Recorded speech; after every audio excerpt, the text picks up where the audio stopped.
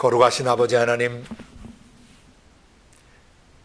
새해에도 계속 유다서에 남은 말씀들을 강론할 수 있도록 은혜를 주셔서 감사합니다. 모든 사람의 마음속 생각과 감정과 뜻을 살피시고 판단하시는 하나님, 오늘 우리 자신과 전세계 그리스도의 몸 안에 몰래 스며들고 가만히 스며든 악의 세력들을 간파하기 원합니다. 특별히 자기의 수치의 거품을 뿜는 거친 물결과 같은, 거친 파도 같은 악한 잘못된 영적 지도자들을 정확히 분별할 수 있도록 도와주시고, 영원히 예비된 캄캄한 흑암 곧 지옥에 돌아갈 수밖에 없는 유리하는 별처럼 그리스도의 몸 안에서 계속 떠돌이처럼 살아가고, 그리스도의 몸을 떠돌아다니면서 파괴시키고, 그리스도의 몸을 떠돌아다니면서 종교화시키고, 그리스도의 몸을 떠돌아다니면서 어둡게 만드는 이런 악하고 잘못된 영적 지도자들을 정확히 분별할 수 있도록 오늘 지혜와 지식과 능력과 영감을 더해 주시옵소서. 아버지, 우리 자신뿐만 아니라 조국교회 안에, 그리고 북한 땅 제약교회 안에, 그리고 전세계 교회와, 그리고 국제에서 공동체 모든 가족들과, 또 전세계 119개 국가에서 접속해서 말씀을 듣는 모든 사람들과, 또 구독자들 2390여 명의 영혼들, 한 사람 한 사람 영혼 속에 아버지 하나님 가만히 스며드는 이 사력들 정확히 분별할 수 있도록 역사하여 주시고, 전세계 모든 나라와 민족 속에 흩어져서 복음을 전하는 선교사님들과 선교 현장의 모든 교회들 안에도 동일한 분별력을 더하여 주시옵소서. 무엇이 수치의 거품을 뿜어내는 것들이 무엇이며, 아버지, 그리고 거친 물결처럼 사람과 그리스도의 몸을 고통스럽게 하고 그리스도의 몸을 공격하는 세력들이 무엇인지, 그리고 영원한 흑암에 돌아갈 수밖에 없는 어둠의 세력들, 그리고 유리하는 별들처럼 방황하며 그리고 혼돈스럽게 만들며 그리스도의 몸을 어지럽히는 이러한 잘못된 영적 세력들을 정확히 분별할 수 있도록 이 시간 말씀의 지혜와 지식과 능력과 영감으로 역사해 주시옵소서. 정확히 분별할 수 있는 지각 감각을 새롭게 하여 주옵소서. 분별력을 새롭게 하여 주옵소서. 그리스도의 몸 안에 스며든 이런 몰래 스며든 사악한 세력들을 성령과 그 말씀 예수로 힘입어 철저히 뿌리 뽑게 하시고, 아버지, 끊어내게 하시고, 몰아내게 하시고, 대적하게 하시고, 그리스도의 몸의 순결을 지켜가게 하시고, 주님이 오시는 순간까지 지상교회를 정결하고 거룩하게 유지시킬 수 있도록 역사하여 주시옵소서. 그렇게 하실 주님을 기대하고 찬양합니다. 감사합니다. 예수님의 이름으로 기도드리옵나이다. 아멘. 유다서 말씀 11절부터 13절.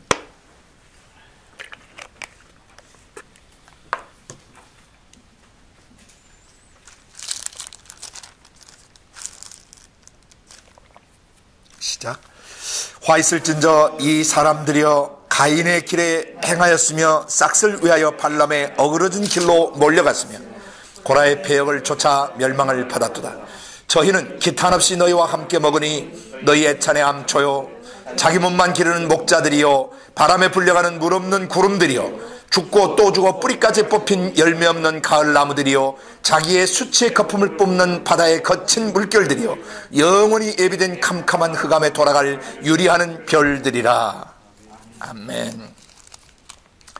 지난 시간까지 18번째, 죽고 또 죽어 뿌리까지 뽑힌 열매 없는 가을 나무들에 이어서 오늘은 19번째 13절, 자기의 수치의 거품을 뿜는 바다의 거친 물결들, 거친 파도 같은 존재들, 그리고 20번째, 영원히 예비된 캄캄한 흑암에 돌아갈 유리하는 별들에 대해서 아버지 음성을 듣기 원합니다. 지난 시간에 우리가 계속 복습을 했던 것처럼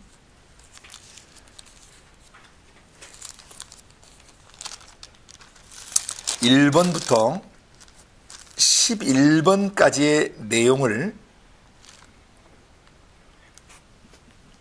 우리의 생각과 감정과 의지에서 이렇게 분별하고 1번부터 11번까지 있는 이런 악한 삶들, 우리의 생각, 감정, 의지 속에 몰래 스며들은 이런 세력들을 대적하여 싸우지 않게 되면 어떻게 되냐면은,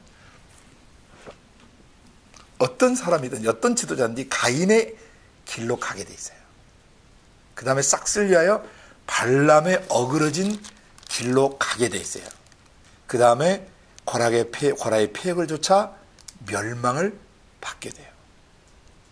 1번부터 11번까지 이 삶은 우리가 주님 나라 가는 순간까지 끝없이 내 마음속, 생각 속에서 하나씩 하나씩 짚어보셔야 돼요. 제일 첫 번째 뭐라고 그랬죠? 내 거듭난 속사람은 경건한가 불경건한가. 경건은 예배를 잘 드리는 뜻이다 그랬습니다. 유세베야.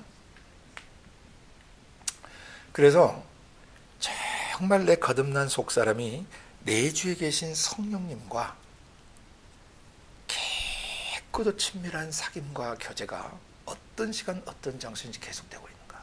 그렇지 않다면 불경건한 것이 여러분 속에 몰래 스며든 거예요. 경건 찾게 되면 어떻게 되냐면 하나님이 우리의 죄를 용서하시고 형편없는 우리에게 호의를 베푸시고 은혜를 베푸셨는데, 그런 은혜 베푸신 그런 것을 이용해서 어떤 사교거리로 그것을 삼아서 색을 밝히고 음란한 삶을 살고 선정적인 삶을 살고 뭔가 세상적이고 정욕적인 삶을 살아가게 돼요. 거듭난 영혼이 경건하게 안 살면 반드시 하나님이 주신 은혜를 이용해서, 하나님이 주신 자유와 평안을 이용해서 딴짓한다는 말입니다. 그래서 세 번째 어떻게 되냐면 자연스럽게 홀로 하나이신 주제, 우리 주 예수 그리스도를 부인하게 돼. 그건 무슨 말이냐면 아버지 성령으로부터 나오신 그 말씀 예수의 주제권을 인정하지 않는다는 거예요. 그러니까 거듭났지만 자기 영혼 속에서 그 말씀이 자기 생각, 감정, 의지의 주인이 안 돼요. 우리는 육신 입고 살면서 끝없이 눈으로 보고 귀로 들으면서 많은 시험에 들기도 하고 또 마음이 상하기도 하고 때는 화도 나기도 하고 때는 괴로워지기도 합니다. 그런데 그런 문제들을 우리 스스로 계속 다뤄왔었습니다. 그러다가 분노하게 되고 미워하게 되고 판단하게 되고 관계가 깨어지게 되고 남을 정죄하게 되고 남을 무시하게 되면서 마귀적 그런 성질이나 기질을 갖게 되고 결국 우리의 속사람이 마귀화되어 사는, 마귀를 닮은 사람이 되어버렸습니다.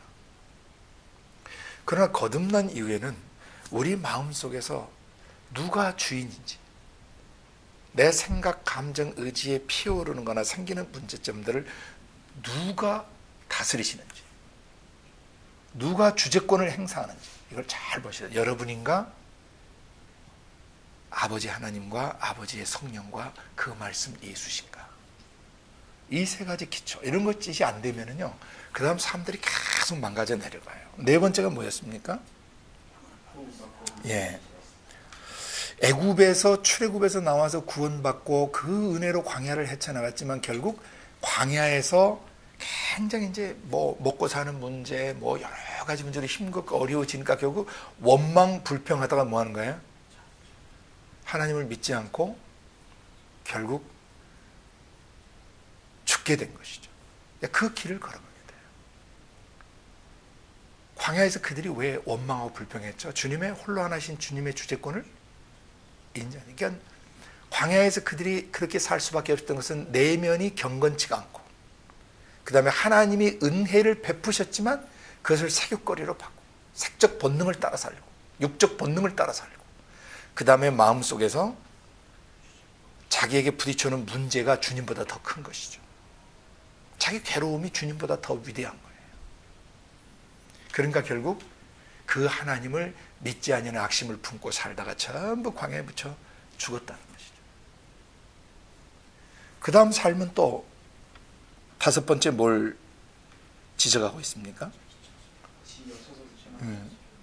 이런 믿음이 없게 되면은 그냥 광야의 힘겨운 상황들이 펼쳐질 때 굳센 믿음을 가지고 구름 기둥과 불 기둥과 생수로 인도하시고 만나로 인도하시는 하나님을 절대 의존하고 예수 그리스도의 그 말씀의 절대적 주권 안에서 문제를 헤치고 나가야 되는데, 그렇게 하지 못하고 자기 지위를 지키지 않고 자기 처소를 떠난 타락한 천사들, 사단, 마귀, 귀신들과 같은 그런 인간이 되어버리는 것입니다. 믿음이 없으니까 하나님이 주신 직임들이나 자기가 있어야 될 처소를 지키지 않고 계속 싸돌아다니고 안정을 갖지 못하고, 그것에서 하나님이 그 사람의 교만을 거치고 그 사람의 악습을 고치기 위해서 시련과 역경 속에 집어넣으시기도 하고 연단하시기도 하고 단련하시기도 하는데 계속 도망다니는 거죠. 입에 달면 삼키고 입에 쓰면 뱉어버리는 자기중심적 신앙을 계속 갖게 되면은 결국 자기 지위와 처소를 지키지 않고 타락했던 사단, 마귀, 귀신들처럼, 타락한 천사들처럼 그도 역시 큰 날의 심판까지 영원한 결박으로 어둠에 갇혀버리는 것이죠. 어둠에 사로잡혀버려요. 그러면 어떻게 했냐? 음란한 짓을 한다 그랬죠. 여섯 번째, 소돔 고모라와 그 이웃 도시들처럼 같은 모양으로 간음을 행하며 다른 색을 따르는 거예요. 그러니까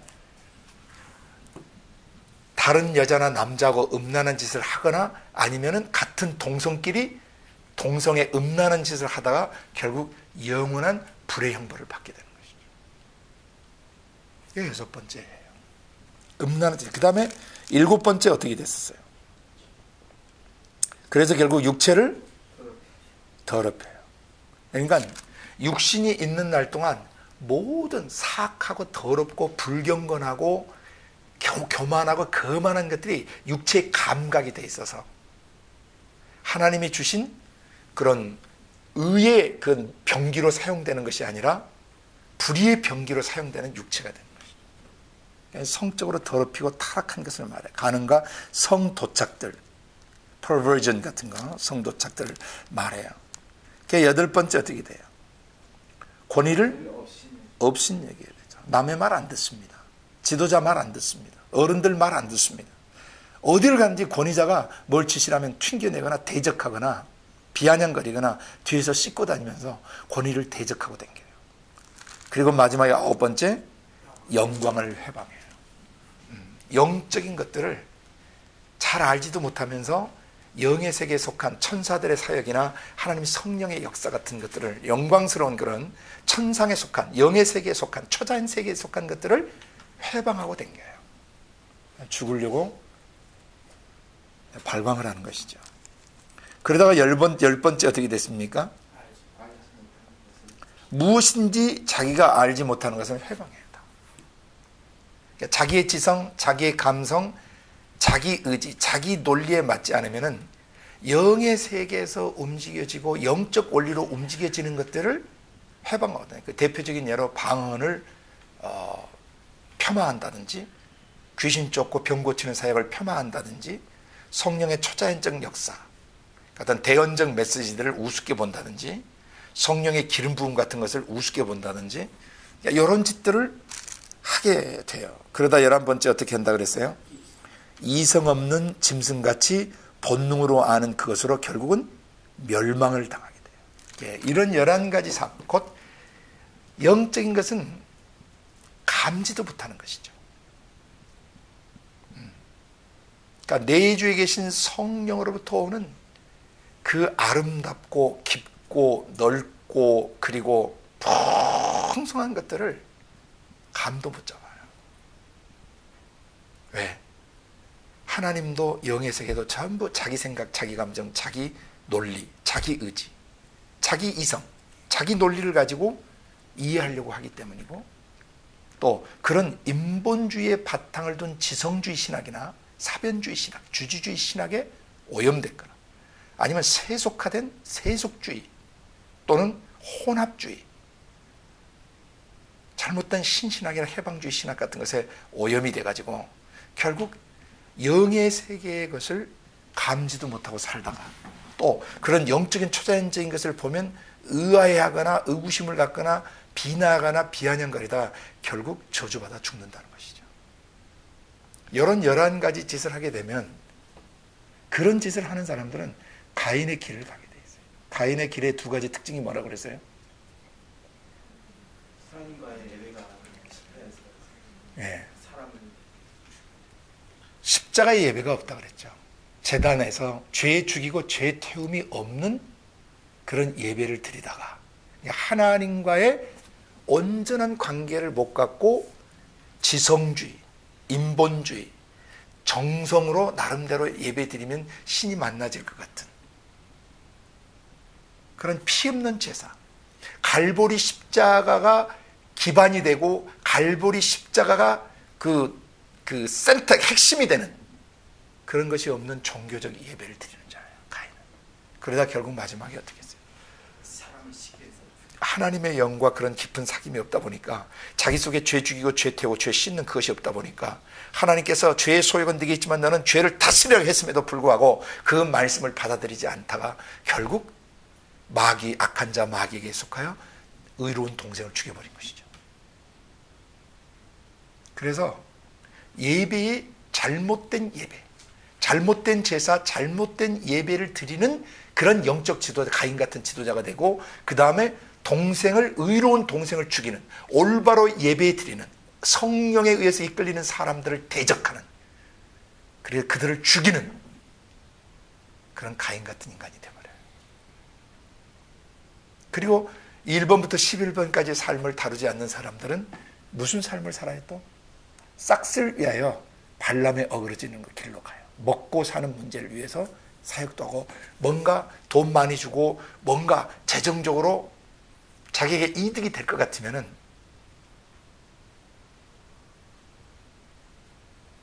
그것을 중심으로 사역하고 그것을 중심으로 관계하고 그것을 중심으로 사람을 조종하는 그런 발람 같은 그런 사역자가 되어버리는 것이죠.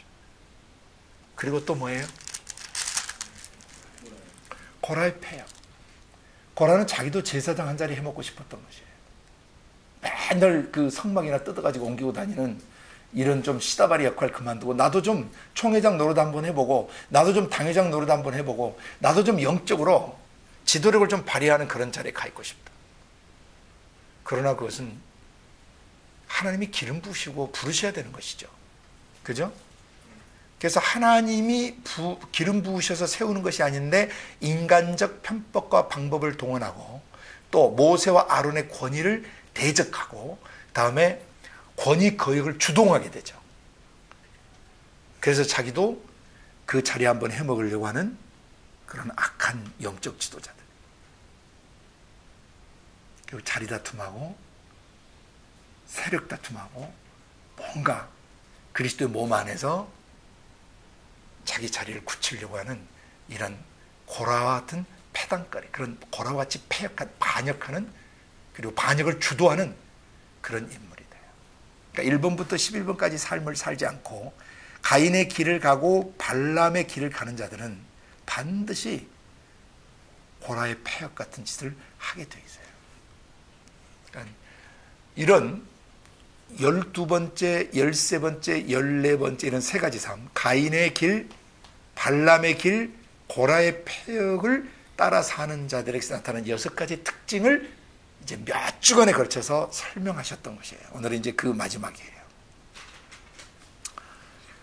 저희는 12절, 저희는 그랬죠. 저희가 누굴까요? 그 앞에 나오는 가인과 발람과 고라 부류의 인간들은 기타나치 너희와 함께 모니 너희 애찬의 암초들이었다. 초대교회 공동체 애찬 시간은 그런 코이노냐, 성령과의 코이노냐가 살아있는 교회 공동체를 좌초시키고 파선시켜버리는 사악한 영적 지도자들이었다는 것이죠. 이런 잘못된 영적 지도자들 때문에 그리스도의 몸이 더럽혀지고 파괴되어 왔다는 것입니다. 이런 인간들은 15번째 암초들이라고 그랬고 16번째 자기 몸뚱이만 기르는 목자들이라고 그랬어요. 자기 먹고 사는 거, 자기 유익 챙기고 자기 삶의 단돌이 하는데 교회를 이용하는 목사들이에요. 그 다음에 17번째 이런 자들은 바람에 불려가는 물 없는 구름이라고 그랬죠. 여기서 물 없는 구름은 생명이 없는, 생명수가 없는, 생명이 없는, 겉만 번져하지 실제 생명수가 흐르지 않는 물 없는 구름 같은 사기꾼 같은 목사들이고 그런 영적 지도자들이에요. 그 다음 그래서 이들은 뭐 할 수밖에 없었어요? 물 없는 구름이니까 죽고 또 주고 뿌리까지 뽑힌 열매 맺지 못하는 가을 나무들이었다. 예. 왜 열매를 맺을 수 없었는가? 또 왜 잘못된 열매를 맺었는가? 성령과 그 말씀 예수께 깊은 뿌리를 내리지 않았기 때문이다. 가인과 가인의 길과 발람의 길을 좇는 그런 사역자들, 그런 영적 지도자들, 돈 보고 사역하고 사례비 보고 사역하고, 그 다음에 집회할 때 이 사례비 가지고 장난치는 이런 놈들은 다 바로 여기에 언급되어 있는 자들이에요. 암초 같은 놈들이고, 자기 몸때만 기르는 목자들이고, 바람에 불려가는 물 없는 구름들, 사기꾼들이죠. 또 열매를 맺지 못해서 뿌리까지 뽑혀버린 가을 나무들, 이게 불쏘시개밖에 안 되는 자들이에요. 그리고 오늘 이제 19번째와 20번째로 들어가요. 13절, 자기의 수치 거품을 뿜는 바다의 거친 물결들이다. 그리고 영원히 예비된 캄캄한 흑암에 돌아갈 유리하는 별들이다.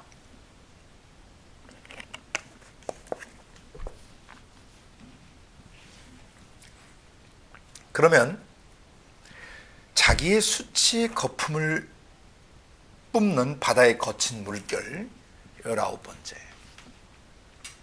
수치의 거품을 뿜는 게 뭘까? 속에서 부글부글 거품처럼 막 속에서 올라오는 그 무엇이죠? 근데 그게 뭐예요? 수치의 거품이에요. 수치의 거품. 그러니까 더럽고 사악하고 정욕적인 것들이죠. 그러니까 1차적으로 성적 음란을 지칭합니다.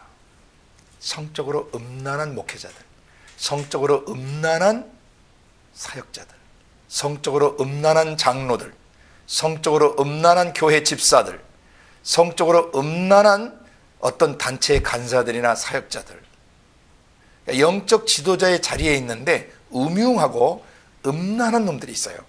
이놈들이 그리스도의 몸을 가만히 뚫고 들어와서 교회를 파괴시키고 있는 것이죠. 이런 놈들하고 힘써 싸워야 돼요. 가짜 목사들, 가짜 사역자들이거든요. 그래서 베드로서 2장에 베드로 사도가 이런 자들에 대해서 뭐라고 설명하고 있는지 한번 보시길 바랍니다. 베드로서 2장을 펴시기 바랍니다.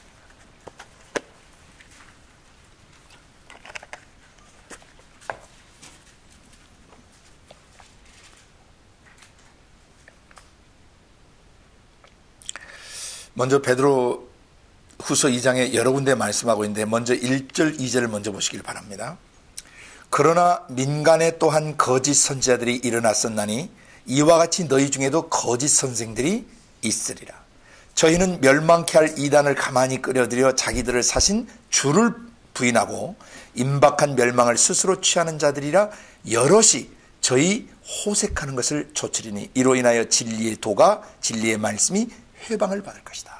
목사라는 이름을 가지고 있고 선지자라는 이름을 가지고 있고 성경 가르치는 그런 성경 교사라는 이름을 가지고 있는데, 이놈들이 어떤 놈들이에요?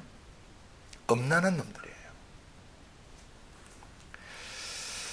이 베드로서 2장을 이해하시려면 그 앞에 나오는 1장의 문맥을 연결해서 묵상하셔야 돼요. 그 앞에는 진짜 애언사역자, 진짜 성경교사가 어떤 사람인가가 언급되어 있어요.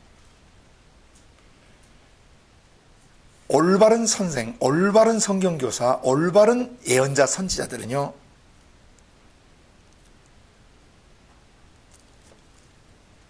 변화산에서 사도들이 무엇을 보고 무엇을 듣고 했던 것보다 더 확실한 예언을 붙잡고 있는 사람들이에요. 변화산에서 새 사도가 주님을 직접 봤습니다. 구름 속에서 들려오는 음성도 직접 들었습니다. 주님의 신성의 모습을 보셨어요. 신성으로 충만한 변화되신 주님의 모습을 봤어요. 근데 그 본 것보다 들은 것보다 더 확실한 예언이 있다고 하는데, 그 특징이 뭐였냐면 어두운데 비추는 등불과 같다 그랬으니까 사람의 내면 세계, 생각, 감정, 의지 속에 스며있는 어둠들, 생각 속에, 감정 속에, 의지 속에 숨어있는 죄된 어둠들을 정확하게 밝혀요. 진짜 예언은. 아멘. 그 다음에 날이 새어 샛별이 너희 마음에 떠오르기까지. 날이 새어 샛별이 떠오른다는 것은 구약 시대가 지나고 어둠의 시대가 지나고 무지의 시대가 지나고, 샛별은 계시록 22장 16절에 보면 예수님이 자신을 나는 다윗의 뿌리요 자손이 나는 광명한 새벽별이다. I'm the bright morning star 그러셨어요. 그래서 여기 샛별은 예수님을 말씀해요. 그러니까 날이 새어서, 그러니까 계시가 열려서, 자기의 지성과 감성 거지가 열려서 날이 새어서 샛별이 마음에 떠오른다는 것은 구약 성경을 볼 때 예수 그리스도의, 그러니까 아버지 가슴에서 나오신 그 말씀 예수가 자기 안에 분명히 깨달아지고 느껴져서 그 말씀 예수를 만날 때까지 이 확실한 예언을 주의하는 것이 가다. 그럼 이 확실한 예언이 뭐냐? 20절에 먼저 할 것은 경의 모든 예언은 사사로이 풀 것이니, 이 확실한 예언은 성경의 모든 예언된 말씀, 구약 성경을 말하는 것이었다. 근데 이것을 사적으로 풀면 안 된다. 왜? 이 구약 성경 경의 모든 예언은 언제든지 사람의 뜻으로 낸 것이 아니다. 사람의 지성, 사람의 감성, 사람의 의지, 사람의 논리로 성경을 알 수 있는 게 아니란 말입니다. 고린도전서 2장 9절에 바울 사도가 언급했던 것처럼 하나님이 자기를 사랑하는 자를 위해 예비하신 모든 것은 인간의 육신의 눈으로 볼 수 없고 육신의 귀로 들을 수 없고 육신의 마음의 생각으로 생각할 수 없다 이 말이에요. 오직 하나님이 성령으로 이런 것들, 육신으로 볼 수 없고 귀로 들을 수 없고 마음으로 상상도 할 수 없는, 생각해낼 수도 없는 것들, 그려낼 수도 없는 것들을 성령으로 주님이 계시해 주신다고 돼 있어요. 그러니까 구약 성경의 모든 예언은 언제든지 사람의 뜻으로 낸 것이 아니에요. 사람의 지성과 논리를 가지고 성경을 알 수 있는 게 아니고, 사람의 지성과 논리를 가지고 하나님을 알 수 있는 게 아니란 말입니다. 오직 성령의 감동하심을 입은 사람들이 하나님께 받아서 말한 것이 바로 참된 예언이고 구약에 기록된 말씀이라 이 말이에요. 그러면 거짓 선자가 누구겠어요? 성령과 기록된 구약 성경 말씀이나 사복음서 말씀이나 기록된 신약 성경의 말씀에 근거하지 않고 자기 영 안에서 자기가 나름대로 생각하고 자기가 나름대로 그려보고 자기가 나름대로 상상하고 자기가 나름대로 느끼고 자기가 나름대로 공부하고 연구해서 정돈한 것을 가르치면 거짓 선지자 되고 거짓 선생이 되는 거예요. 이런 놈들에게서 나타나는 특징들이 있다는 것이죠. 멸망케 하는 이단을 가만히 끌어들여요. 유다서에서 유다 사도는 가만히 스며들, 몰래 스며들었다고 얘기하고, 베드로 사도는 멸망케 할 이단을 가만히 끌어들여서 자기들을 사신 주를 부인하고, 그러니까 주님의 주되심, 성령과 그 말씀이 거듭난 사람의 영혼에서 주권적 통치를 하시는 것이 아니라 인간의 교리와 인간의 사상과 인간이 만든 전통과 인간이 만든 헌법들이 거듭난 영혼을 끌어가게 한다 이 말이에요. 주님의 주재권을 부인한 이런 인본주의 신학과 인본주의 교리들이 싹싹 스며들어서 결국 임박한 멸망을 스스로 취하는 자들인데, 이런 자들의 특징, 이 거짓된 가르침이나 거짓된 신학이나 교리, 거짓된 그런 애언사역하는 자들은 반드시 무슨 짓들을 하냐면 호색을 해요. 음란하고요. 아니면 나중에 음란하든지 돈을 밝히든지 명예욕을 갖든지 뭔가 정치를 하든지 뭔가 사람을 지배하고 조종해요.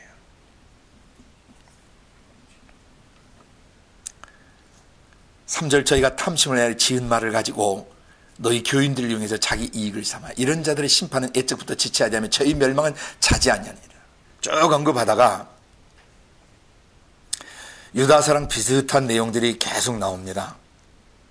7절에 무법한 자의 음란한 행실을 인하여 고통하는 의로운 롯, 그 다음에 10절에 육체를 따라 더러운 정욕간 듯 행하며 주관하는 일을 멸시하는 자들에게 특별히 형벌하실 줄 아니라 이들은 담대하고 고집하여 떨지 않고 영광 있는 자를 해방하는 자들이다. 12절 비슷한 내용 다 나왔죠.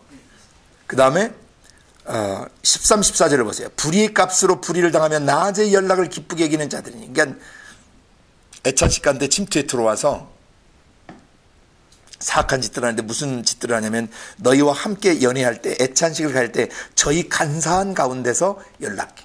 그러니까 속에 사악함들이, 그리고 교활함들이 들어있어요. 네.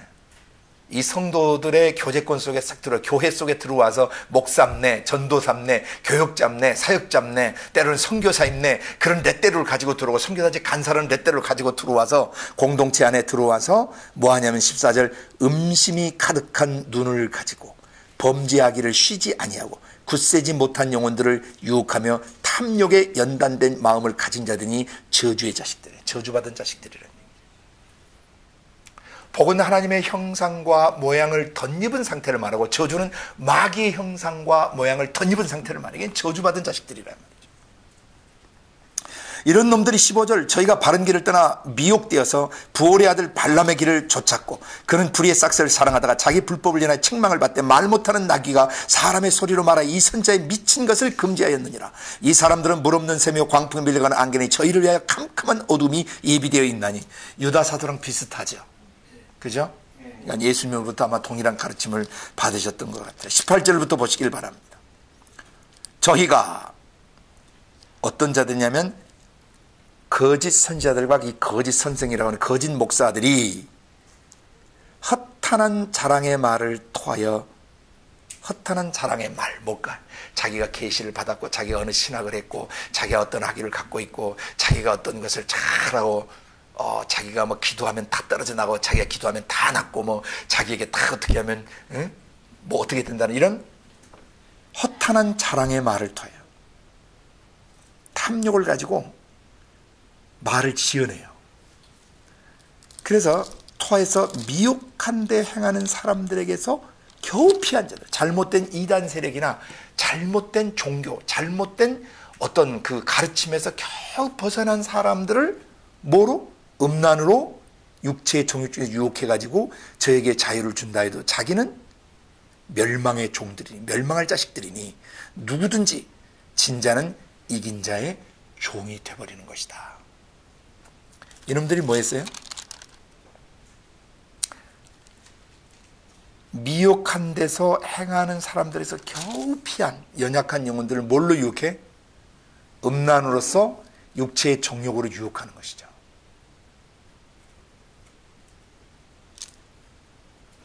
저에게 자유를 준다 하지만 자기는 멸망의 종들이니.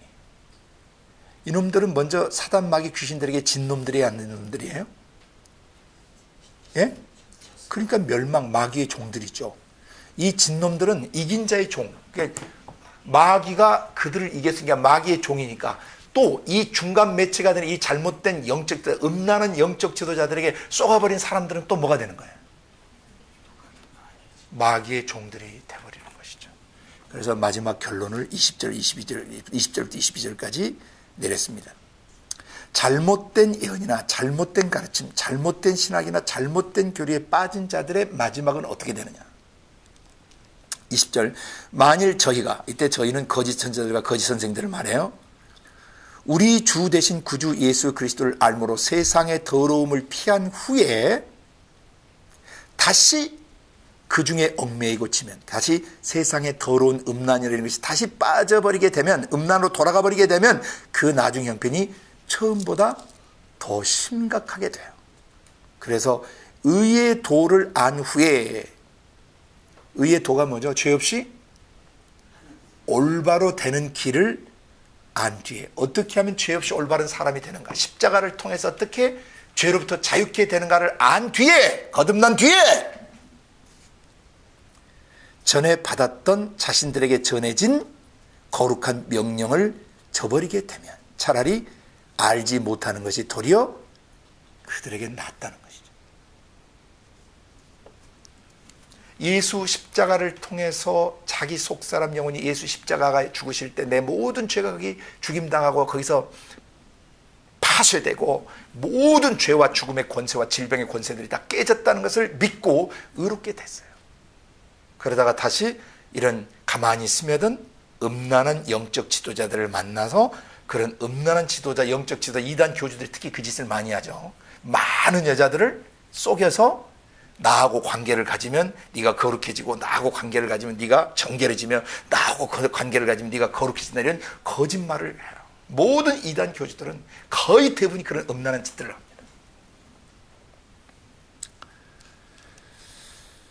의의 도를 안 후에 받은, 그런데 여기 받은은 자신들에게 전해진이라고 번역을 좀 해줘야 돼요. 자신들에게 전해진 거룩한 명령을 저버리는 것보다 차라리 알지 못하는 것이 도리어 저에게 낫다는 것이죠. 왜? 참 속담에 이르기를 개가 그 토하였던 것에 돌아가고 돼지가 씻었다가 더러운 구덩이에 도로 누웠다는 말이 저에게 응하였다. 이 말은 뭐냐면 결국 신의 성품에 참여하지 못하고 지옥 가게 된다는 뜻이에요. 다시 유다서로 돌아가.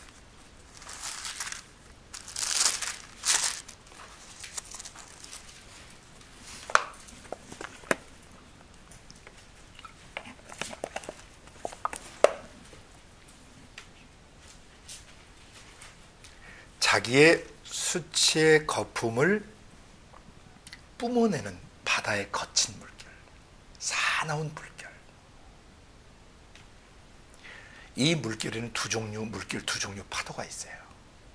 하나는 성령과 그 말씀의 뿌리를 내려서 성령과 그 말씀으로부터 자기의 생각과 감정과 의지에 이 생명의 파도, 생명의 파장, 또 능력의 파도, 능력의 파장들, 이런 것들이 자기 영혼에 계속 이렇게 파도치듯 계속 거룩한 물결이 자기의 생각을 떠덮고 떠덮고 해서 마치 수백 수천 년간 그 바닷가의 그 파도들이 계속 불어닥침으로 그 바닷가에 있는 돌들이나 바위들을 부수고 또 부숴서 뭘 만들어요? 모래를 만들듯이 하나님의 성령으로부터 오는 거룩한 생명의 파도, 겸손의 파도, 순결의 파도, 정의로운 파도, 그리고 거룩한 열정의 파도들이 자기 지정이 안에 계속 그 밀려오게 되면 내 생각, 내 감정, 내 의지 속에 굳어져 있던 죄악의 덩어리들이 산산조각이 나기 시작하는 것이죠. 그래서 마치 그 고운 백사장이 사람들에게 안식처를 주듯이 자기 마음속 생각에 성령으로부터 오는 거룩한 파도가, 거룩한 물결이 계속 밀려왔던 사람들에게는 그들의 모든 죄악들이 부셔지고 깨트려지고 산산조각이 나서 아름다운 백사장이 사람들에게 요즘에 휴식 공간을 주듯이 인생의 힘겹고 어려운 날에 나를 살아가는 사람들에게 안식처를 주게 되는 그런 사람이 되는 거예요. 그래서 하나님은 영혼의 세계에서 우리 안에 성령을 통해서 끝없이 거룩한 파도를 보내세요. 거룩한 물결, holy wave. 우리 제3의 파도라는 얘기도 그리스도 몸 안에 어느 신학자에서 나오고 그랬잖아요. 하나님의 파도는 제3, 제4, 제5, 제6의 파도, 수백 수천 년간 내 생명이 끝나는 순간까지 내 영혼의 그 해변가에, 내 영혼의, 내 마음의 언덕가에, 그 내 마음의 해변에 끝없이 파도를 치세요. 생명의 파도가 계속 내 마음에 밀려오게 하세요. 그래서 성령께서 한 번 말씀하시고 또 말씀하시고 기록한 말씀을 가지고 문맥을 따라서 책별로 단락별로 또 한 번 보고 또 한 번 보고 이제 나중에 장별로 단락별로 세세하게 살펴보게 도와주시고 관찰하게 도와주시고 그래서 그 기록된 66권의 말씀의 파도가 나의 지정이 속에 계속 밀려오게 하셔서 내 생각 속에 굳어진 죄로 굳어지고 어둠으로 굳어진 것들을 다 산산조각을 내주신단 말이에요. 그런데 성령과 그 말씀에 뿌리를 두지 않는 영적 지도자들은 거친 파도가 돼요. 그리스도의 몸과 양육받는 영혼들을 고통스럽게 하고 힘겹게 하고 마치 그 바다에서 물 먹이는 것처럼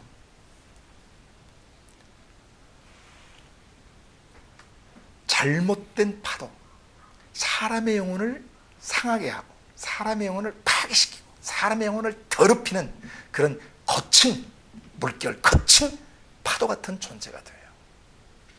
왜냐하면 그들이 자기 지정의를 기초로 해서 사단 마귀가 주는 그런 가르침, 인본주의적 지성주의나 인본주의적 세속주의, 인본주의적 기복주의 가르침을 가르치기 때문에 그런 목자들, 그런 영적 지도자들을 통해서는 이 수치의 거품을 뿜어내는 거친 파도들이 나와요.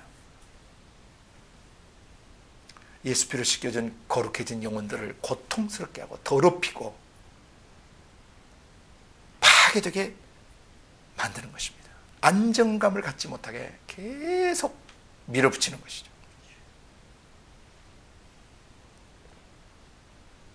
여러분이 극동방송이나 기독교 방송에서 나오는 또 CGN TV나 여러 또 이 텔레비전 기독 그 방송을 여러분이 보시다 보면은 이런 영적 지도자들 여러분이 잘 분별하실 수 있어요.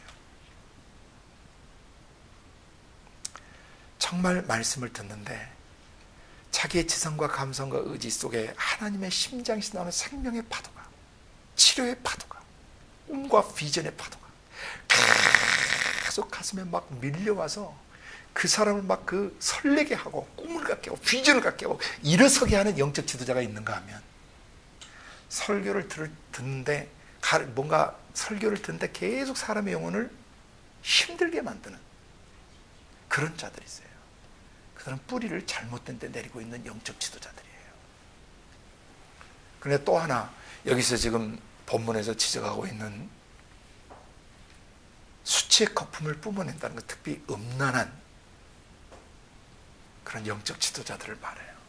음란해요. 성도들이 알아요. 정결치가 않고 이렇게 이성들을 대하는 게 깨끗하지가 않아요. 깨끗치가 않아요. 바울 사도를 통해서 디도서와 디모데서에 명백하게 말씀하셨죠. 나이 드신 여자분들은 누구에게 대하듯? 어머니에게 대하듯. 나이 드신 그런 남자들은 아버지에게 대하듯. 그리고 젊은 자매는 친누이에게 대하듯 일절 깨끗함으로 대하라고 그랬죠. 문화권에 따라 달라지는 이제 미국 같은 경우는 남녀가 뭐 큰 척에 서로 안아주고 격려하고 그런 것들이 자연스럽습니다. 사실 그리스도의 몸 안에서 그런 것들이 깨끗함 속에서 자연스럽게 이루어져야 돼요. 깊이 안아줄 수 있는. 그러니까 내면에 이성적으로 접근하는 것이 아니라 정말 순결하고 깨끗한 아비의 마음과 어미의 마음을 가지고 안아줄 수 있을 만큼 거룩하고 순결한 수준까지 가야 돼요. 그런데 자기 마음속이 순결한지 안 한지는 아버지 하나님과 성령님과 자기가 알아요. 그러니까 여러분 속에 이런 수치의 거품, 음란함들이 여러분 속에 형제자매들 가운데서 일어나지 않도록 싸우셔야 돼요. 아멘. 항상 경건한 삶을 살고 절대 은혜를 이용해서 사격거리로 만들지 말고, 그리고 내 마음에 음란이 주인이 아니라 거룩하신 주님이 주인 되게 하시고, 어떤 어려운 환경 속에서도 광야의 그 사람들은 불신앙 갖지 말고 믿음으로 자기 지위와 처소를 잘 지키고, 남편이면 남편, 아내면 아내, 목자면 목자, 양이면 양의 자리를 정확하게 지키고, 전도사면 전도사, 간사면 간사, 그 자리를 정확하게 지키고, 그 다음에 일절 깨끗함으로 음란은 없이 사람을 대할 수 있도록 싸우셔야 돼요. 마귀는 찝쩍대 보는 것이죠. 감각을 한번 던져보는 것이죠. 음란한 느낌을 갖게 해보는 것이죠. 그것이 바로 마귀인 것을 바로 간파하셔서 바로 대적하셔야 돼요. 성령 안에서는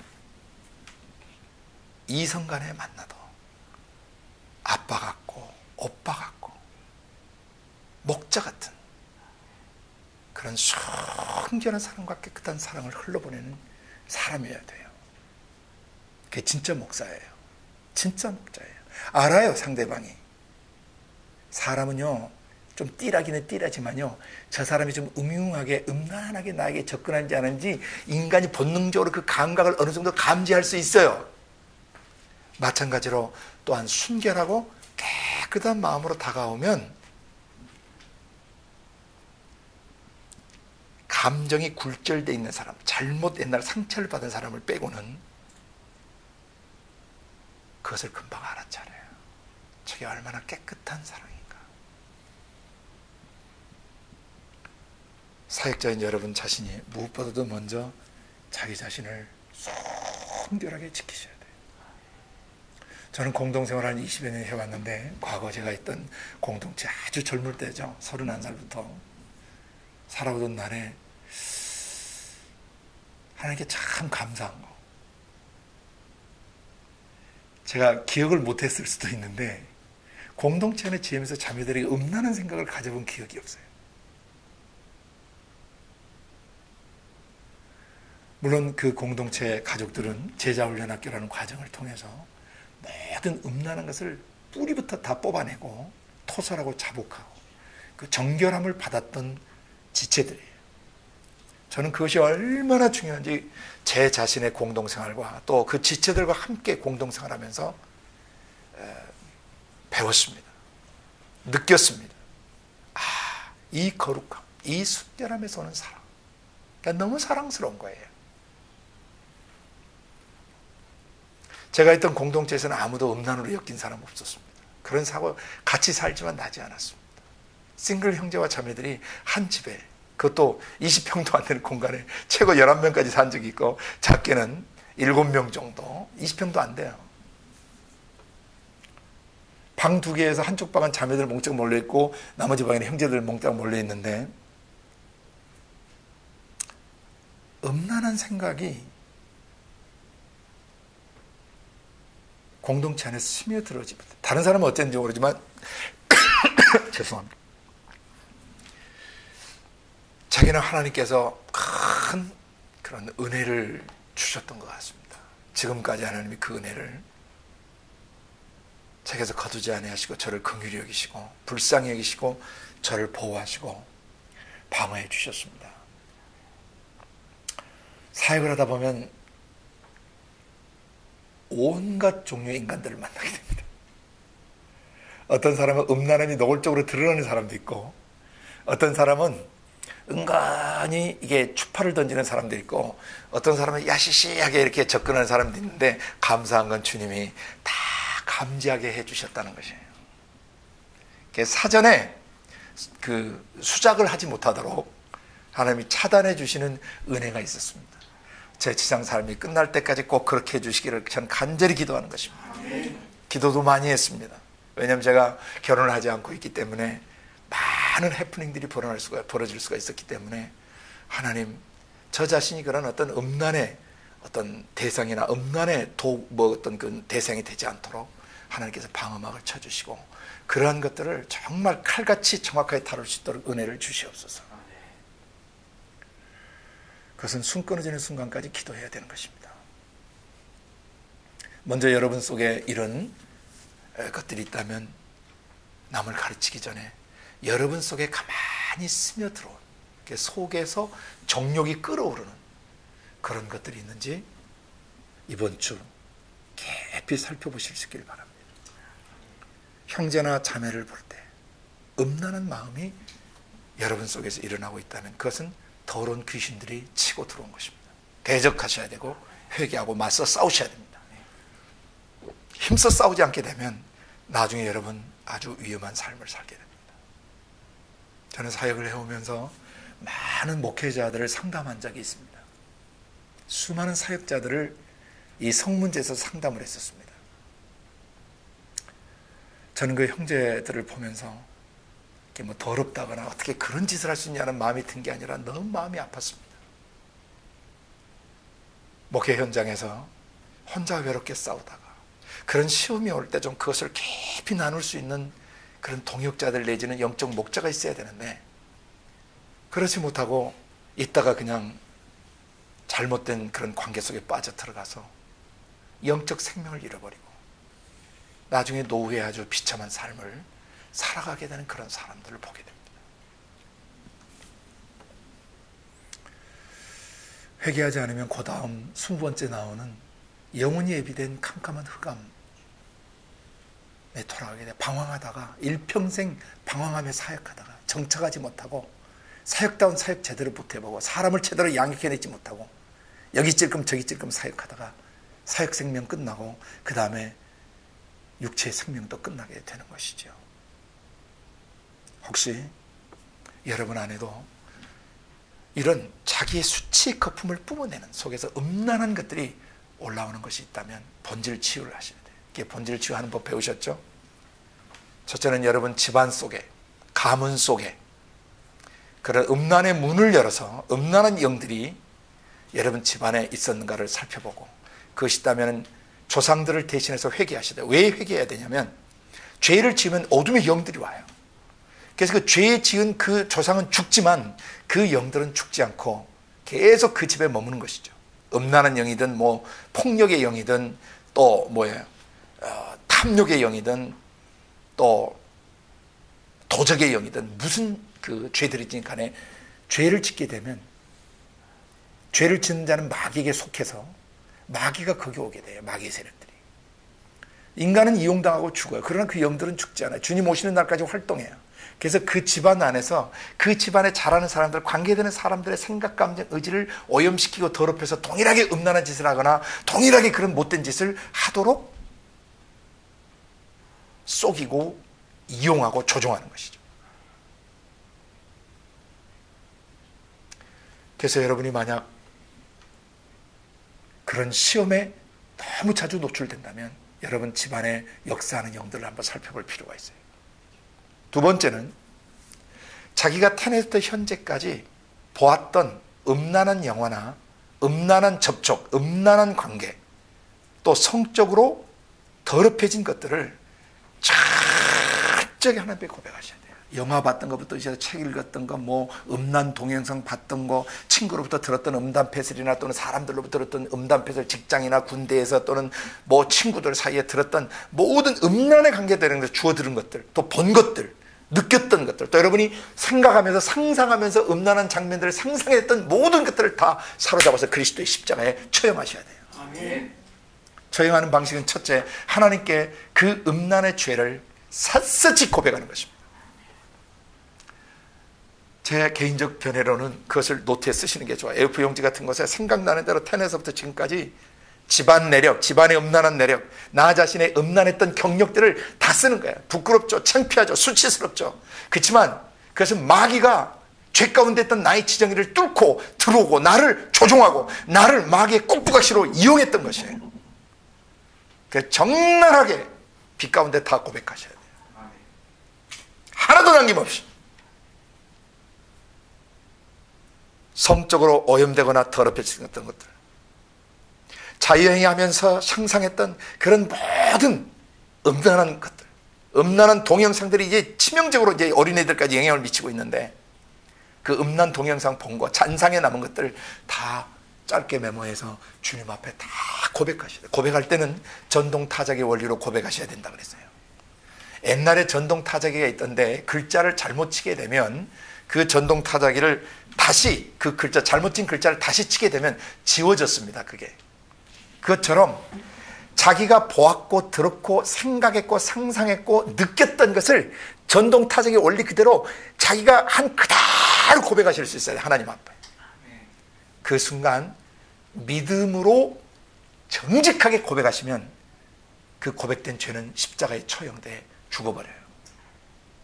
어둠은 거룩한 빛에 노출되는 순간 다 죽어버리는 것입니다. 철저하게 음란의 잔재를 다루시고 사역자가 되셔야 돼요. 아니면 먼저 사역자가 됐다면 지금 사역하는 중간에라도 자기 자신을 정확하게 정결하게 하시고, 그걸 다 했는데도 음란함의 정욕에 계속 영향을 받는 사람은 상담하셔야 돼요.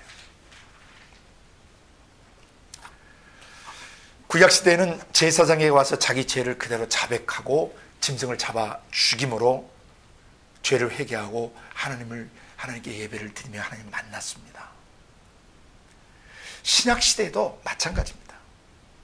마태복음 3장 6절 이하에 보시면 세례 요한에게 사람들이 올 때 자기들의 죄를 자복하면서 물속에 잠기는 세례고 침례를 받았습니다. 그때도 죄 자복이 있었습니다. 그 다음에 에베소 19장, 사도행전 19장에 보면 에베소 지역의 사람들이 바울 사도를 통해서 말씀을 듣고 회개할 때 publicly, 공개적으로 나와서 자기들의 죄를 자복하는 장면이 있습니다. 다음 야고보서 5장 16절인가요? 거기도 너희 죄를 서로 고하라. 너희 죄를 서로 고하라. 이것은 직임 강의 중에 마태복음 3장을 다루는 직임 강의가 있는데 그걸 찾으셔서 직임 강의를 들으시면 이 죄 자복에 대한 원리를 거기에 설명을 해놨으니까 거기서 깊이 배우시길 바랍니다. 카톨릭의 고해성사나 또는 어떤 상담가들이 이 앞에 고백하는 그런 그 고백을 통한 죄 해결 문제에는 좀 문제들이 있어요. 성경적 죄의 자복이 무엇인지를 여러분이 정확하게 아셔야 됩니다. 개신교 안에서 물론 죄는 하나님께만 1차적으로 고백하는 것입니다. 고백했는데 그 죄가 해결이 되면 괜찮은데 해결되지 않을 때는 목자의 도움이 필요해요. 아무에게나 가서 죄 자복을 하는 것이 아니고, 제가 요한복음 그 20장 21절부터 22절 그 한번 옛날에 일러드렸죠. 예수님께서 부활하신 후에 두려워 떠는 제자들에게 나타나셨어요. 너희 가운데 평강이 있을지어다 말하시면서 아버지께서 나를 보내신 것 같이 나도 너희를 보낸다 하시면서 가라사대 숨을 혹 내쉬면서 성령을 받으라 하셨어요. 그리고 나서 그 다음 절에 너희가 만일 네 죄를 사하여 주면 사하여질 것이고 너희가 네 죄를 그대로 두면 그대로 있으리라. 이거 잘못 오해하시면 안 돼요. 이 세 개의 20절, 21절, 22절 이 문맥의 흐름을 굉장히 주의 깊게 살피셔야 합니다. 아버지께서 나를 보내신 것처럼 뭐 하기 위해서? 사람들의 죄의 문제를 다뤄서 죄로부터 사람을 자유케 하고 사람을 치유하고 회복하고 창조 은혜로 재건축하기 위해서 아버지께서 나를 보내신 것처럼 나도 너희를 보낸다. 뭐하러? 사람들의 죄 문제를 다뤄서 그들을 구속하고 치료하고 회복하고 재건축하기 위해서 이런 사도로서 내가 너희를 보내는데 그냥 가면 안 돼. 그 다음 절 21절에 가라사대 성령을 받아야 돼. For what? 뭘 위해서? 사람들의 죄를 다루고 구속, 치유, 회복을 하기 위해서 반드시 성령을 받아야 돼. 이때 성령은 아직 예수 믿는 사람들 속에 오지 못하세요. 이때 성령은 왜냐하면 아직 오순절이 오지 않았기 때문이에요.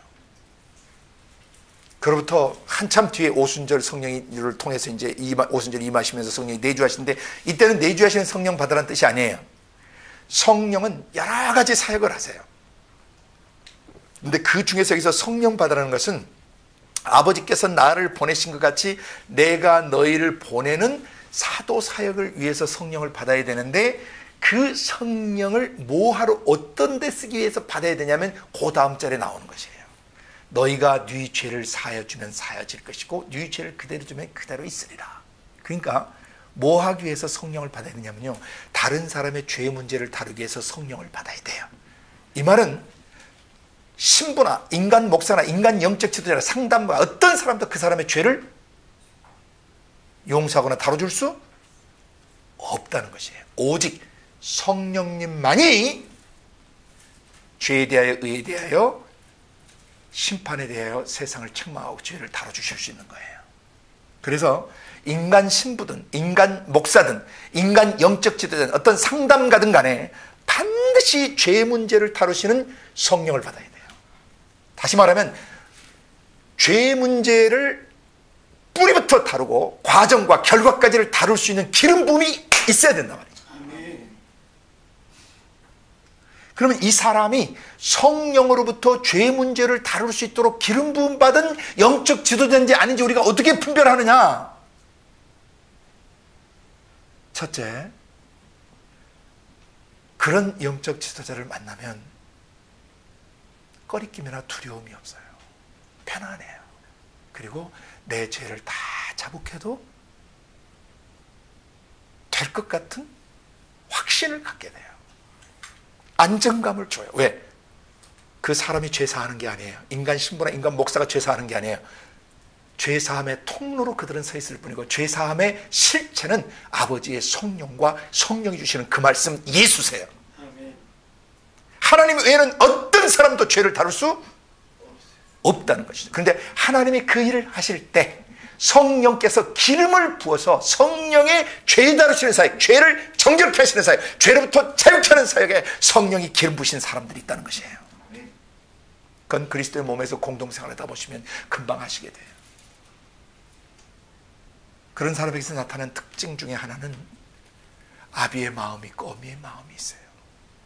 성문제로 더럽혀져서 고통스러운 마음을 나눌 때 함께 울어주시고 함께 아파하시고, 그리고 그런 사람이 머리끝부터 발끝까지 클렌징 프레이어, 성령과 함께 성령 안에서 이 더럽혀진 생각, 더럽혀진 눈, 귀, 코, 입, 목, 가슴, 성기관, 팔, 다리, 손, 발 전체 이 성범죄를 지으면서 더럽히고 오염됐던 부분을 정결하게 씻어주는 어떤 클렌징 프레이어, 퓨리파잉, 어떤 sanctifying prayer, 정결케 하는 그런 기도를 우리가 할 때 성령께서 역사하세요. 그런 기름 부음이 있는 영적 지도자들이 그리스도의 몸에 많아져야 되는데, 그런 기름 부음은 어떤 사람에게 오냐면은 죄 지은 사람을 향해 깊이 아파하고 불쌍히 여기고 그런 사람들을 품어주고 안아주고 싶은 그런 마음이 있는 사람들에게 그런 기름 부음이 임하는 거예요. 아멘. 음란한 짓 한 사람이 더럽게 보이는 것이 아니라 너무 불쌍하고 너무 안 됐고 성적으로 망가지고 성적으로 오염되고 성적으로 눌려있고 성적으로 유린당해 있는 그 영혼을 바라보는 눈이 하나님 아버지하고 오버랩이 되는 사람들, 아버지의 마음과 겹쳐지는 그 사람들에게는 자연스럽게 성령의 기름 부음이 오셔서 죄의 문제를 다루는 그런 능력이 임해요. 죄는 절대 사람이 다루지 못합니다. 반드시 성령의 기름 부음을 받으셔야 돼요. 성령이 나타나셔야 돼요, 그 사람에게서. 아멘. 그런 영적 지도자들하고 성 문제를 깊이 나눠도 불효파음이 나지 않습니다. 저는 이런 사역을 정말 많이 했었는데 한 번도 사고 난 적 없습니다. 수많은 사람들의 더러운 얘기를 다 듣고 함께 울고 함께 안고 성령 안에서 클렌징 프레이어, 정결케 하는 기도를 하면서 그 자리에서 사람을 자유케 하고 그 사람을 변화시키고 또 저도 은혜 받고 그 사람도 은혜 받은 그런 경험들을 숱하게 하셨어요.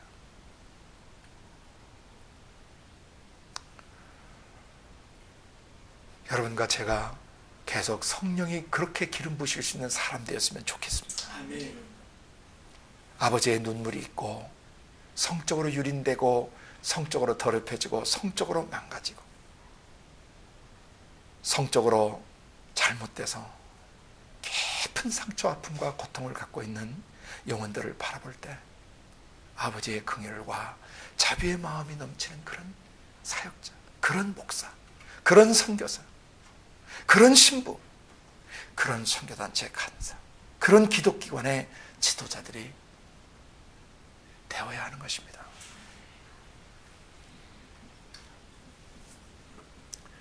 그리고 세 번째 해야 될 일은 자기와 음란한 관계를 가졌던 사람을 만날 수 있다면 찾아가서 용서를 구하셔야 돼요. 또 자기가 더럽힌 사람이 있다면 가서 무릎을 꿇고 그 사람을 찾아가서 용서를 구해야 되고, 집안의 근친 상간으로 인해서 그런 문제가 있다면 오빠든 누나든 동생이든 언니든 찾아가서 서로 용서를 구하고 풀어줘야 돼요. 왜? 하나님 창조의 원형인 사람에게서는 원래 그런 음란함이 안 나왔거든요. 죄범한 이후에 마귀의 영과 접속이 된, 마귀의 지정에 오염된 그 순간부터 그런 더럽고 악한 것들이 시작됐거든요.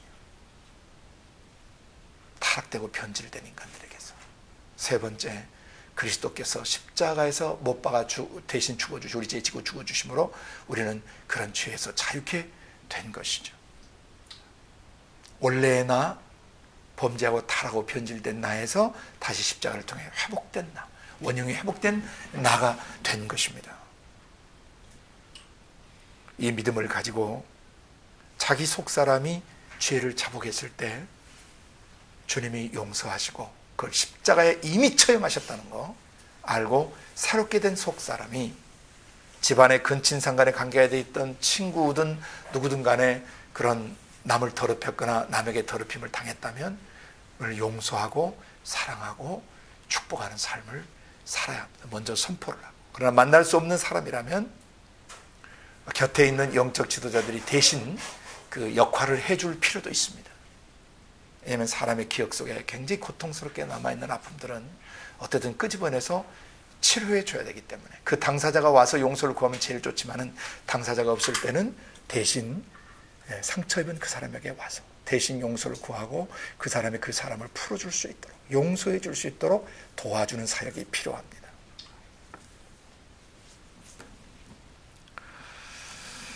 이런 성 문제를 그리스도의 몸 안에서 올바로 다뤄주지 못하게 되면은 성적으로 정결치 않고 깨끗이 않게 된 사람들 안에 어떤 과거의 음란한 기억, 음란한 감각들의 잔재가 남아있어서 사역을 하거나 그리스도의 몸 안에 들어왔을 때 이 더러운 귀신들이 그 사람에게 음란을 자극하고 또는 음란한 세상 사람들을 보고 듣고 그런 동영상이나 텔레비전이나 영화를 보고 사람을 더럽혀가지고 나중에 그런 짓을 다시 하게 만들어요.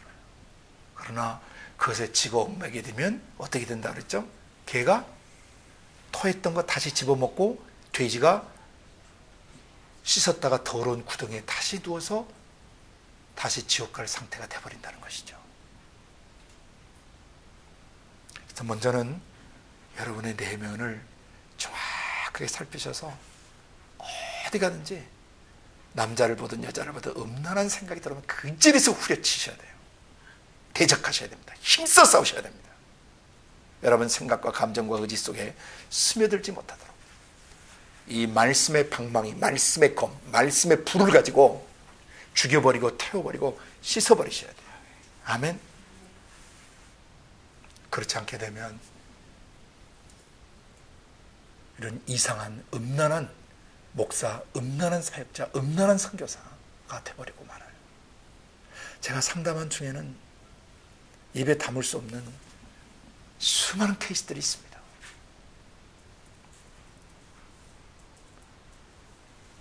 이것은 목사들만 그런 게 아니라 전도사들, 부교육자들, 심지어는 장로들, 집사들, 권사도 있었어요.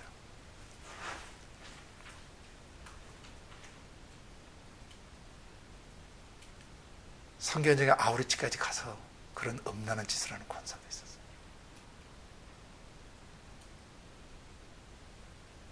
아들뻘 되는 그런 젊은 사역자고 말이죠.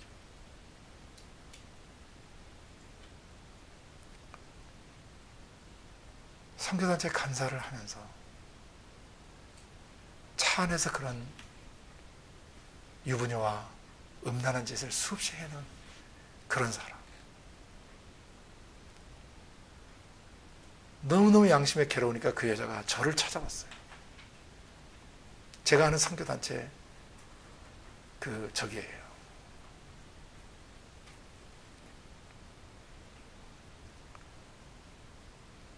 교회 청년들과 음란한 짓을 하고 젊은 목사가 자기 아내가 있는데 그 청년부의 자매를 그렇게 더럽히고 어쨌든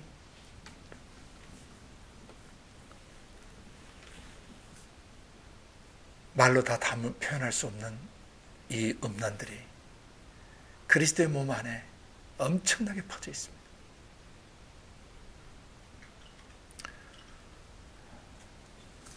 성 문제에 대해서 오염되어 있거나 그런 추문이 있거나 그런 문제가 있던 사람들을 교회 사역자로 받으면 안 됩니다. 그것이 충분히 검증돼서 공개적으로 그 죄를 자복하고 정말 깨어진 심령으로 자복하고 변화된 삶을 살 때 우리가 다시 그 형제와 자매를 신뢰할 수 있는 것이죠. 그래서 자기의 수치의 거품을 뿜어내는 바다의 거친 물결들 힘써 싸우셔야 합니다. 교회 안에서 이런 음란한 관계들은 정말 날카롭게 예리하게 다뤄야 돼요. 바울 사도는 고린도전서 5장에서 형제라고 일컬으면서 예수 믿는다고 하면서 교회 안에서 음란한 짓 하는 자들과는 같이 먹지도 말고 그건 그리스도 몸에서 내어 쫓으라 그러죠. 적은 누룩이 온 동해에 퍼지기 때문이에요. 그가 하나님 앞에 회개하고 지체들 앞에 공개적으로 나와서 정말 그 죄를 자복하고 변화된 삶을 살 때 우리는 그를 다시 용서하고 받아들여야 됩니다. 그러나 이쪽 교회에서 음란한 문제를 저지르고 저쪽 교회로 도망가고 또 저쪽 교회로 갔다 이쪽 교회로 도망가는 이 여우 같은 놈들을 여러분은 잘 간파하셔야 돼요.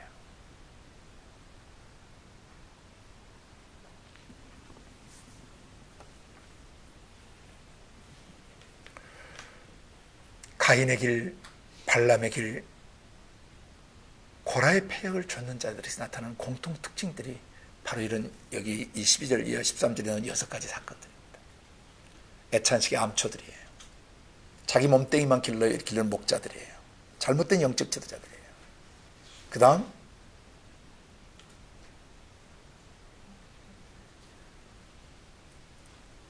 물 없는 구름들이에요. 그 다음 열매가 없어요. 열매가 없는 뿌리 뽑힌 가을나무 같은 작자들이에요. 그 다음에 오늘 수치의 거품을 보면 계속 가는 그곳마다 그 음란을 일으켜요. 계속 성적으로 문제를 계속 일으켜요. 이게 수치의 거품을 뿜는 제1호 파도예요. 제1호 파도. 음란입니다. 싸우셔야 합니다. 여러분들 여기 연루된 것이 있다면 철저하게 뿌리 뽑아서 회개하셔야 되고 그런 것에 오염되지 않도록 맞서 싸우셔야 돼요. 두 번째 수치의 거품은 이 사역하면서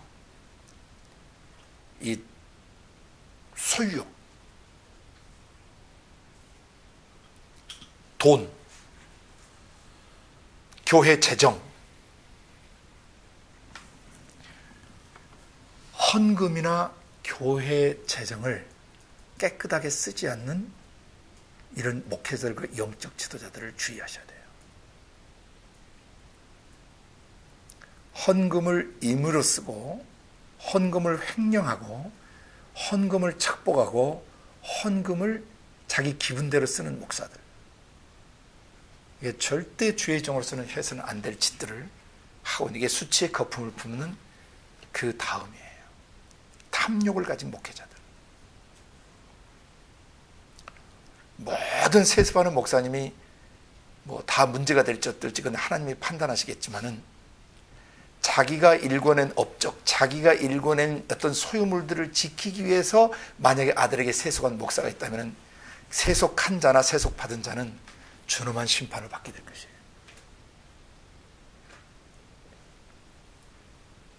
얼마 전 페이스북에 올라온 글 중에 하나는 미국의 어느 목회자인데 은퇴를 하면서 300만 달러를 은퇴비로 달라고 해서 난리가 났어요. 그게 30억이 넘는 돈입니다.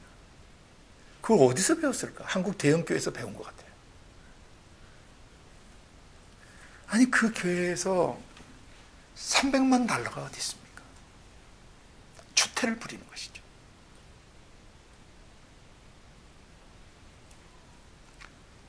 저는 그거 가짜 목사라고 봅니다. 수치의 거품을 뿜는 거친 파도 같은 존재입니다. 그리스도의 몸에 지체들 다 물먹이는 것이죠. 어느 목사님은 뭐 29억 주나리고 받으셔가지고 그 10억은 어디다 쓰고 10억은 어디다 쓰고 나머지는 어디다 써달라 해서 가난한 교역자들, 또 밥 굶는 교인들, 그냥 10억 10억씩 그렇게 해서 그 다음 나머지 9억은 또 이 사회에게 가난한 사람들 돌아보는 데 써달라. 얼마나 멋있습니까?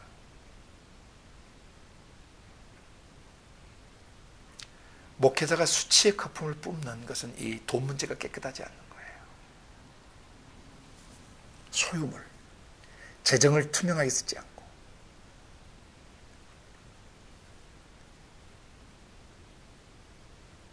교황은 작은 차를 타고 다니는데 대형교회 목사들은 최고급 승용차를 타고 다닌다고 사람들이 욕해요.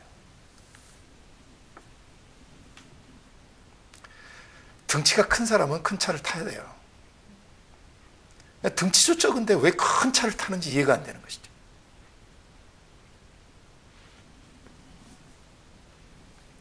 그리고 적은 차 중에서도 이렇게 좀 높이 있는 차들은 좋은 거예요, 그게. 예.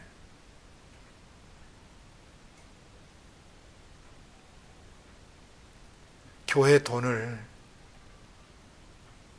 자기 사비쓰듯 사는 이런 목회자라 수치스러운 자들이에요. 그리고 자기가 섬기는 교회 성도들의 중간 레벨에 맞춰 사는 것이 좀 균형 잡힌 삶이에요, 목회자는. 저 아래 가난한 성도들이 많이 있는데 담임 목사가 저 위에 교회 제일 잘 사는 사람들에게 기준을 맞춰가지고 살면 그게 덕이 되겠습니까? 아래 사람들이. 그러니까 누가 봐도 우리 목사님은 그냥 저 정도에도 괜찮다.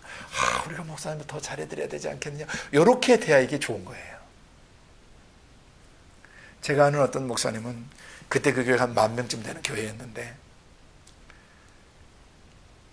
처음 개척할 때부터 거기다 그냥 사택을 옆에 그냥 더덕더덕 붙여가지고 사시는 바람에 뭐 찬장이나 이런 가구들이 아주 허름할 대로 허름한 상태에서 나중에 장로님들이 견디다 못해 들어가지고 다 뜯어내셨어요.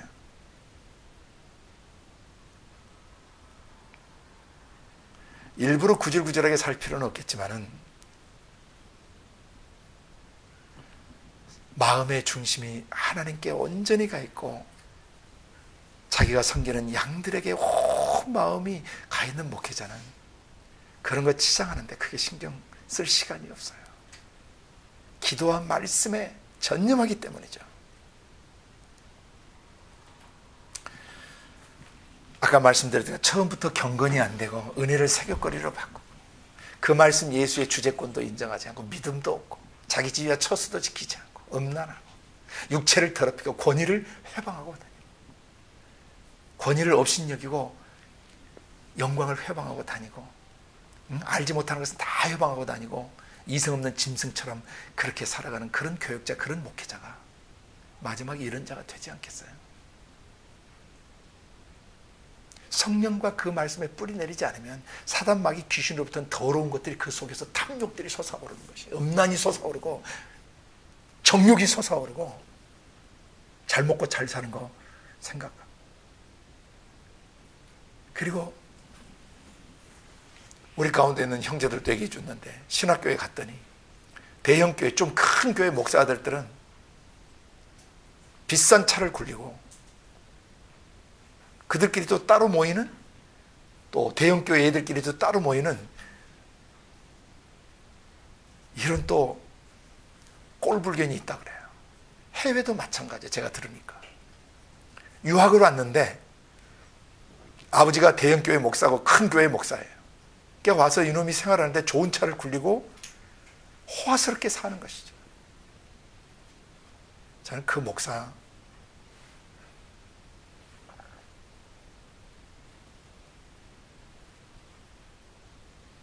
한번 돌아봐야 된다고 생각합니다. 경건을 가르치고 겸손을 가르치고 여유있게 돈을 보내더라도 주변에 가난한 친구들 없는지 나눠 쓰고, 가난한 친구들을 돕는데 쓰고, 교회에 또 부탁을 해서 가난한 형제가 있는데 교회가 좀 도와줬으면 좋겠습니다. 이게 제대로 된 목사들 아니겠어요? 그게 목사딸 아니겠어요? 그 아버지의 그 딸, 그 아들이 되면 곤란한 것이죠. 수치의 거품을 뿜는 이런 재정사역 문제들, 탐욕들, 교회로부터 얼마큼 퇴직금 받아가고 노후 대책 받아내고 도를 넘어서는 비상식적인 그런 짓들을 서슴없이 자행하고, 교회 돈을 가지고 도박하는 놈이 없지 않나? 선교단체의 돈을 가지고 도박하는 놈이 없지 않나? 그걸 가지고 자기 사비로 쓰듯 마음대로 쓰고 다니는 놈들이 있지 않나? 이게 다 마지막에 영원히 예비된 캄캄한 흑암에 돌아갈 유리하는 별들이에요. 방황하고 있는 것이죠. 세 번째는 정치 목사들이에요. 수치의 거품을 뿜는 세 번째 물결, 세 번째 거친 물결은 교회 안에 들어와서 정치 목회하는 자들. 사람들을 조종하고 사람들을 이용하고 직분을 사고팔고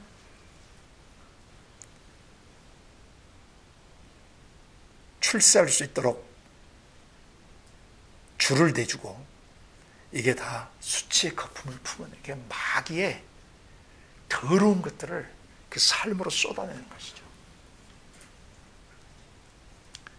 교회 안에서 전라도파, 경상도파 목사들 안에 충청도파, 혈연, 지연, 학연, 물론 같은 지역에서는 반갑고 정겹고 같은 학교면 더 친밀감이 생기는 건 사실이에요. 그러나 하나님 앞에서 패거리를 지으면 안 되는 것이죠. 하나님 나라에서 그런 당을 지으면 안 되는 것이죠. 전라도가 어디 있고 경상도가 어디 있습니까? 근데 저는 몇몇 교회를 갔더니 그런 썩어 빠진 인간들이 있더라고요. 모 교단에는 또 대장한테 잘 보여야 돼요. 줄 잘못 쓰면 목회도 못해요. 썩을 대로 썩어 있는 것이죠.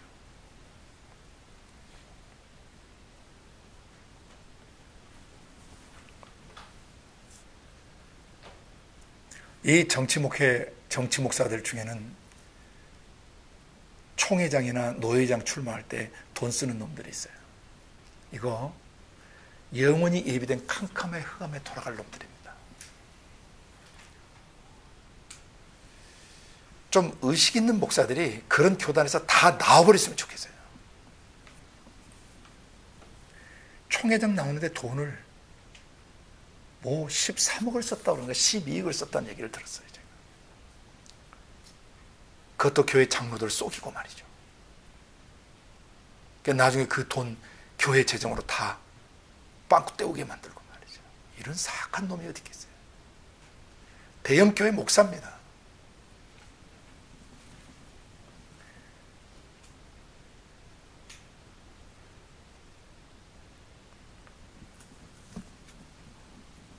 그 외에 목회자로서 해서는 안 될 짓들, 영적 지도자로서 본이 되지 않게 행동하는 모든 것들이 수치의 거품을 뿜는 행동들이에요. 시간상 한 3가지 정도만 제가 언급을 했습니다.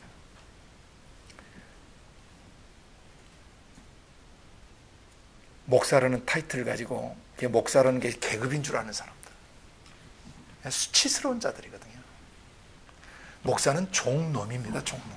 종님이 아니고 종놈이에요. 목사는 계급이 아닙니다. 선교사도 계급이 아닙니다. 장로도 계급이 아닙니다. 부목사도 계급 아닙니다. 전도사도 계급 아닙니다. 선교단체 간사도 그 계급장 아닙니다. 주님이 계셔야 될 자리에 직임을 위임받아서 종노릇하기 위해 섬기려고 그 자리에 배치된 것입니다. 거기서 세도를 부린다든지 교권을 가지고 다른 사람을 조종하는 이런 것들은 다 수치의 거품을 뿜는 거친 물결 같은 존재들이에요.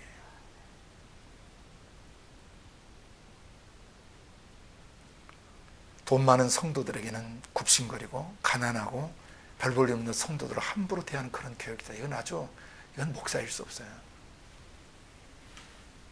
이놈은 가짜 목사입니다.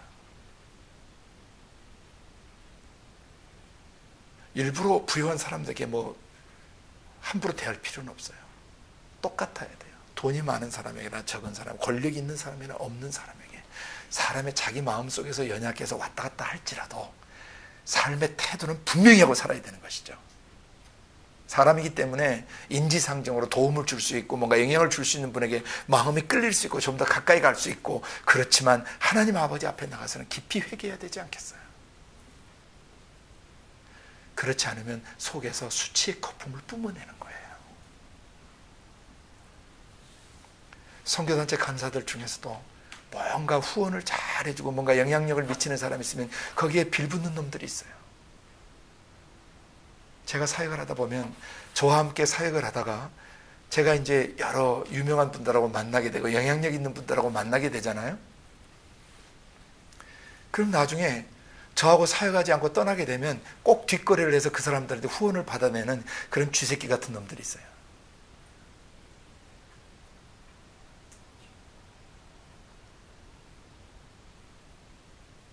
저한테는 연락을 하는데 그 사람한테는 끊임없이 연락을 해요.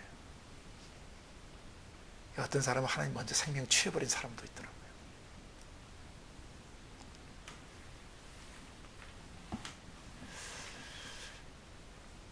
물론 그런 관계를 가져서 자기의 마음 중심이 순결하고 깨끗하게, 하나님 보실 때 순결하고 깨끗하게 관계를 하는 것 자체에 문제가 있는 건 아니에요. 그러나 남이 봐도 금방 속이 드러나는 거 있잖아요. 영향력 미친 사람한테는 계속 편집으로 연락을 계속 하는데 자기를 인도 가르쳤던 선생님한테는 연락을 전혀 안 하죠. 그리고 돈 줄 수 있는 사람에게 연락을 주죠. 이것들이 사역자로서 수치의 거품을 품어내는 놈들인데, 이런 놈들에서 양육받는 영혼들이 걱정스러운 것이죠. 뭘 배우겠어요 거기서? 목자는 깨끗해야 합니다. 깔끔해야 합니다. 정직해야 합니다. 투명해야 됩니다. 돈 앞에서 흐물거리고, 이성, 성문제 앞에서 흐물거리고, 명예욕 앞에서 흐물거리고, 정치 목사나 해야 되고, 명예 자리나 찾아내고, 교회에서 꼭 권사해야 되고 장로해야 되고, 이 교회에서 권사 안 주고 장로 안 주니까 기분 나빠서 가버려. 그런 놈은 확신전에 쫓아내버려야 돼요. 그런 썩어 빠진 인간들이 있어요. 그게 다 자기의 수치의 거품을 뿜는 그리스도인들이에요. 이런 자들이 마지막 20번째 어디로 가요? 영원히 예비된 캄캄한 흑암, 지옥에 대한 다른 표현입니다. 영원히 예비된 캄캄한 흑암, 어둠에 쳐서 지옥에 돌아갈 유리하는 별들이다. 그 삶 자체가 방황한다는 뜻이에요. 거기 영혼이 예비됐다는 동사는 원래 테레오, 그래서 감시하다, 망보다, 영어의 to watch over 또는 to guard 또는 보존하다, to preserve, 이런 뜻이 있는 단어예요. 그러니까 이것을 헬라어 단어로 직역을 하면 이런 뜻이 될 수 있어요. 영원히 감시받는 캄캄한 흑암에 돌아가요. 무슨 말인지 이해되세요?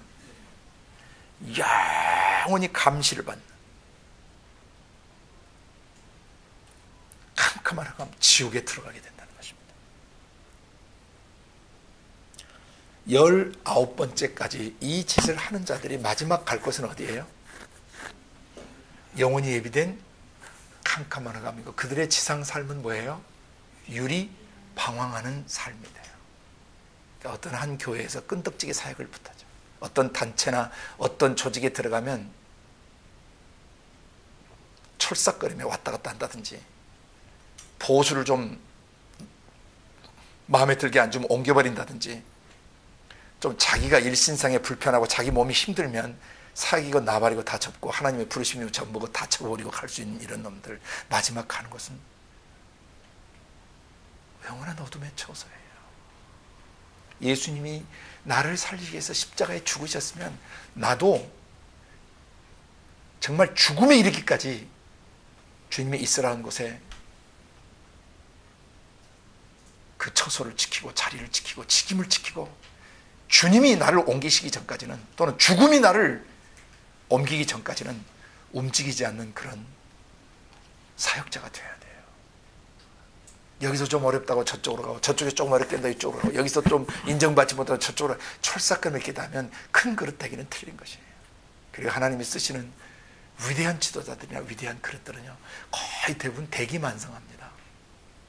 10년, 20년, 30년씩 그 바닥에서 완전히 연단받게 하시고, 거기서 수많은 당금질을 해서 사람을 정죄하시고 정결케 하시는 거예요. 대충 쓰는 홈이나 낫과 이런 농기구들은 대충 별러서 써요. 그러나 장군들이 쓰는 보검이나 왕이 쓰는 보검 같은 검은 함부로 당금질 못해. 그건 아주 초강도, 아주 여러 번 당금질을 해야 되는 것이죠. 연마를 해야 되고요.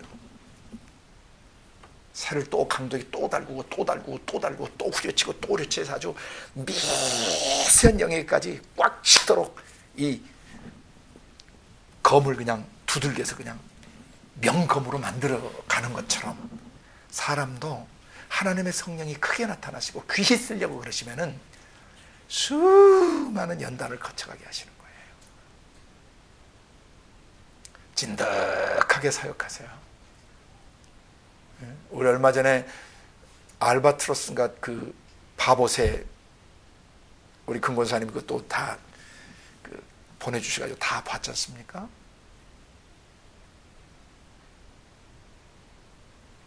절벽에 서서 바람이 부는 날, 폭풍이 불어오는 날, 날개짓 하지 않고도 수없이 날아갈 수 있는 그런 저력. 지구를 뭐 2바퀴 반인가 돈다고 그랬죠? 어마어마한 겁니다, 여러분. 여러분이 다 하나님이 쓰시는 대기만성의 그릇이 되실 수 있기를 바랍니다. 촐싹거리며 이쪽 갔다 저쪽 갔다 그렇게 사역하지 마세요. 1년이고 2년이고 5년이고 10년이고 주님이 머물게 하시면 끝까지 머물러서 거기서 옮겨가야 되는 사인은요, 쓴마음이 없고 관계에 어떤 쓴마음이나 분노, 상처가 없이 다 평정된 다음에서야 그 다음 임지로 옮길 준비가 되어 있는 것이에요. 마음에 상처가 있고 분노가 있고 아픔이 있고 절망이 있을 때는 거기를 떠나시면 안 돼요. 거기를 떠나시면 곰을 피했다가 사자를 만나게 돼요. 또 사자를 피했는데 집에 돌아서 휴 숨을 쉬니까 독사가 위에서 내려오는 거예요.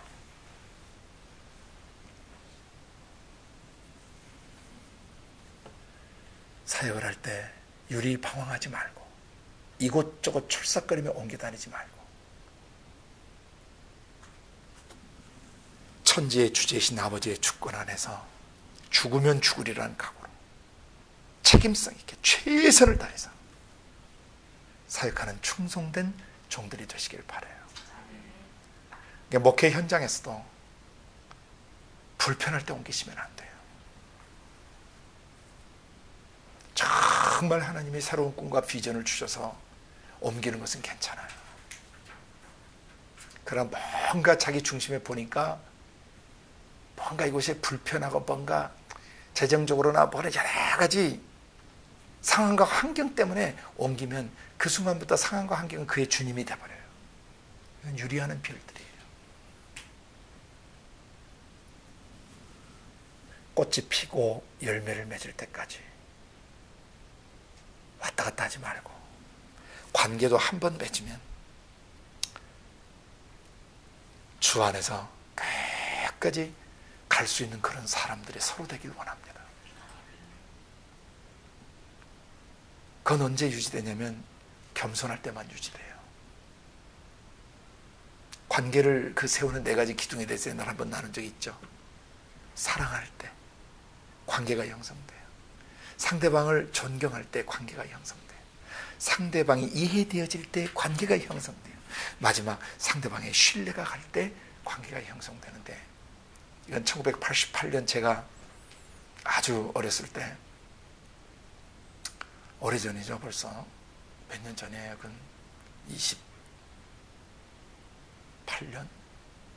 지금은 작고하신 뉴질랜드의 탑 마샬 할아버지가 1988년에 한국에 강의를 오셨는데, 그때 제자훈련학교 학생 강의를 들을 때인데, 그때 이 관계를 맺어가는 법에 대해서 강의를 해주셨던 내용이에요. Love, respect 또는 honor, 그 다음에 understanding and trust. 이 네 가지 기둥은 집을 지을 때 네 개의 기둥이 필요하듯이 인간관계를 형성해갈 때 그 네 가지가 아주 중요하단다라고 가르쳐 주셨어요. 사랑하면 관계가 형성돼요.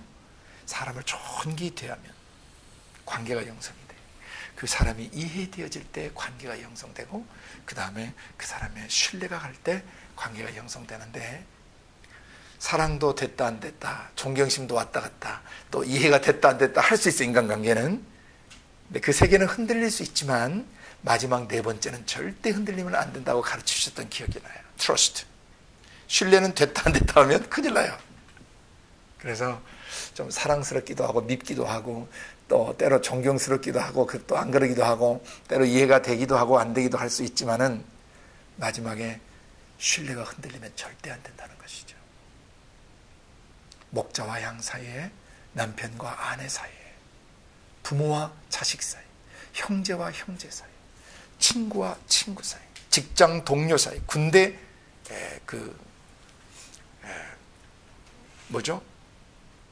동료들 사이에,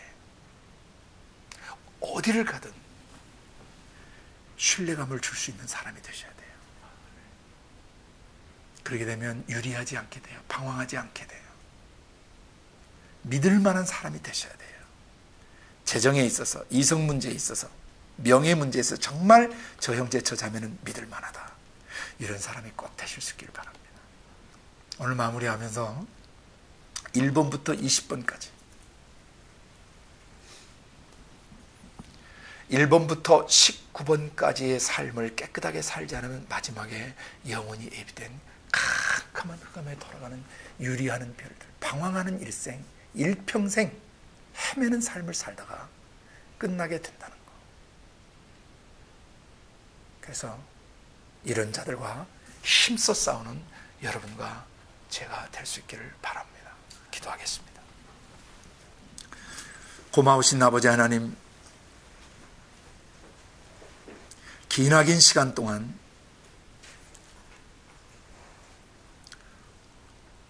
교회 속에, 또 우리들의 신앙생활 속에, 우리들의 마음 속에 가만히 스며들어오는 세력들을 주님이 보여주시고 가르쳐 주셨습니다.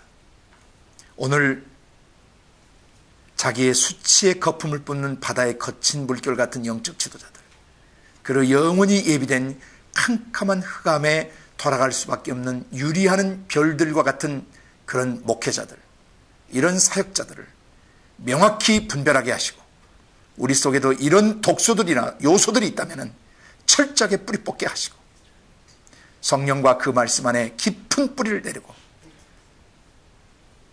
거친 물길이 아니라 사람의 영혼을 살리고, 사람의 영혼을 정케하고, 사람의 영혼에 꿈과 힘을 주는 거룩한 파도들이 되게 하여 주시고, 유리하는 별들이 아니라 갈 길을 명확하게 인도해 주는 소신 있고 방향성 있는 그런 영적 지도자로 자라가게 하여 주옵소서. 감사하고 예수님 이름으로 기도드리옵나이다.